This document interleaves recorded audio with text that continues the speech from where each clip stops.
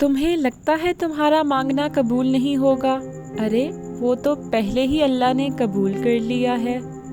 تم نا امید ہو کر بیٹھے ہو کہ اب کچھ نہیں ہو سکتا، وہ تو پہلے سے ہی تمہاری خوشیوں کے انتظامات کر کے بیٹھا ہے۔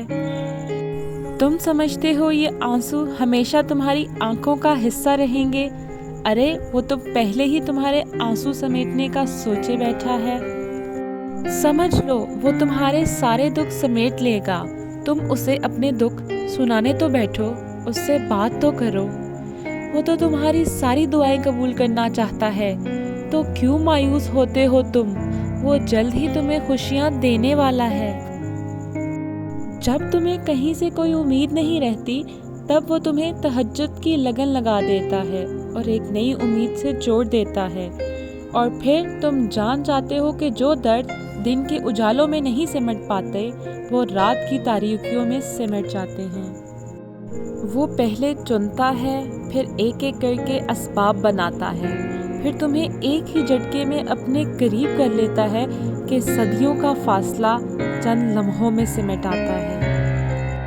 کسی کا زندگی میں آنا اور چلے جانا، واقعات، حادثات اور حالات خود پیدا نہیں ہوتے، اتفاق نہیں ہوتا، یہ ہر چیز میں مصلحت پوشیدہ ہوتی ہے۔ جب تم اس کی طرف خود نہیں جاتے تو تمہیں اس کی طرف کھینچ کر بلایا جاتا ہے، تاکہ تم اس افضل پہر میں اٹھ کر اللہ کو منا سکو جس میں مانگی گئی دعائیں کبھی رد نہیں ہو سکتی۔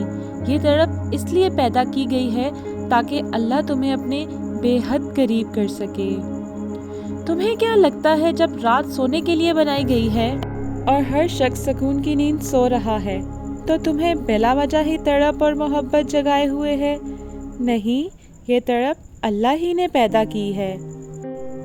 تہجد رات کی تاریکیوں میں ایک ایسا سنہرا لمحہ ہوتا ہے جب ایک بندہ اپنے خالق سے سرگوشیوں میں گفتگو کرتا ہے، جب عرش اور فرش میں کوئی فاصلہ باقی نہیں رہتا اور نہ ہی آنسو پر کوئی اختیار رہتا ہے۔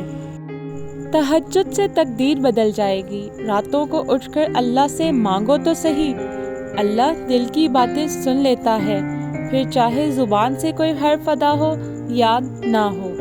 جو کہانی تہجد تک پہنچ جاتی ہے وہ پھر کبھی ادھوری نہیں رہتی۔ چاہت سے نصیب تک کا جو فاصلہ ہے وہ بس ایک دعا ہے۔ تہجد میں بہنے والا ہر آنسو اللہ سے کن کہنے کی سفارش کرتا ہے۔ پھر یہ بھی تو ممکن ہے کہ تمہیں جس معجزے کا بے صبری سے انتظار ہے وہ تمہاری آخری دعا کا منتظر ہو۔